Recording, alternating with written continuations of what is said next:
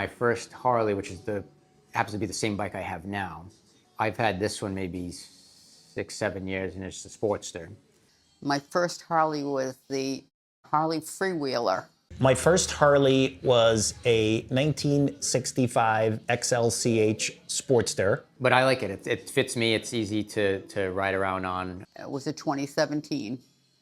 And now I ride a 2020 Harley Freewheeler. And then last year, got the 25th anniversary Road Glide CVO, which is just spectacular.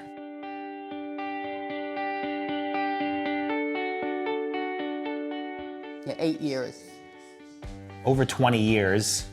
At least 10 years, I'd say. You're going on like 12, 13 years. Mm-hmm.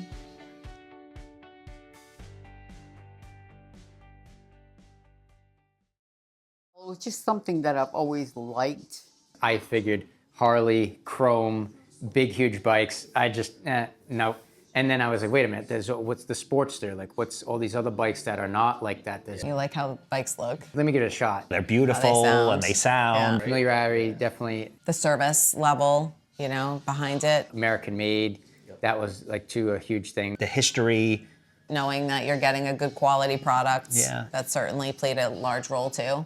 Everything that I guess the brand stands for, and their history too, like what they went through in the family dynamic that was involved in that. It was really interesting to be able to support that too. I thought it was cool too.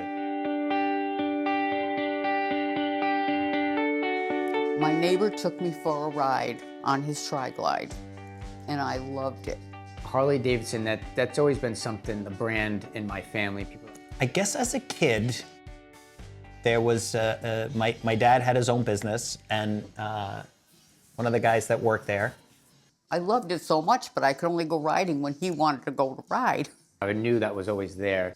So I said, I'm gonna go buy one. He came screaming into the garage, kind of laid down the bike, slid it onto the ground, covered it with tarp, and then hid because he was being chased by the police. And I just thought it was like the craziest, coolest thing that I had ever seen. Fell in love with the freewheeler. That's it. I'm buying it. I didn't have my license, nothing. And I became interested in motorcycles then. And his name was... I don't think you should say it on Yeah, there. right. Yeah. Leave that one out.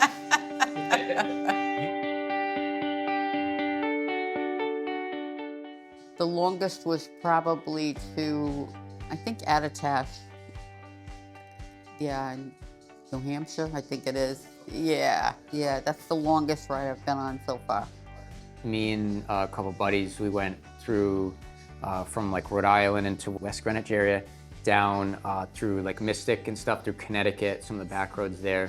Multiple stops, stopped for lunch, swung by the beach at one point too. It was fun because it was the distance, so doing that one trip would have been pretty, fatiguing, but being able to stop and break and eat, and then too, like it's all your buddies that also ride, sitting there at the table. And, knowing like we didn't just all show up here on a car, like we all rode here and we're having our burger and just hanging out. It's kind of cool, and then be able to jump back on the bikes and ride back. Together, I guess, is it Quebec? There's a few. I think Quebec City stands out for us. Yeah. I think Quebec. I mean, crossing the border on the motorcycle, very cool. Coming back on the motorcycle and crossing in, very cool.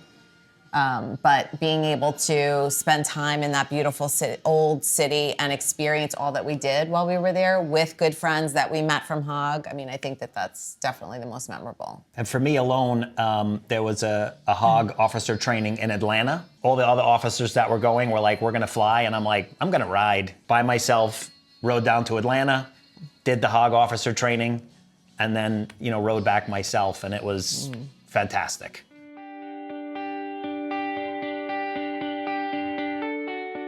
Oh, that's a hard one. I've been to so many places. I think that's easy for us. I mean, we both love Maine. I think probably the Iron Adventure.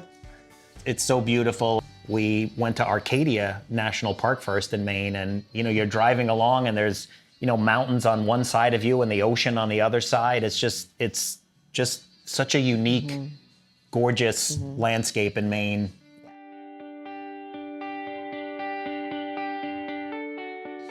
I'm gonna say light. Euphoric for me. Free. Carefree. Yeah, carefree. Yeah.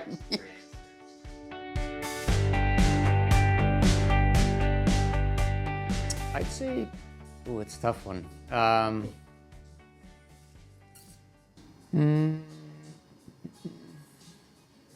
The phone mounts probably. Well, actually, I'd say my helmet then too. So I have a Bluetooth helmet with comms in it. So being able to see like the GPS and then somebody to call me, and God forbid an emergency situation, you're able to reach out to someone.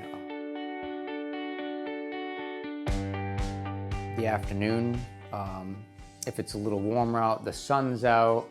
I think midday, probably midday. Yeah. I mean, anytime is a good day to ride, but.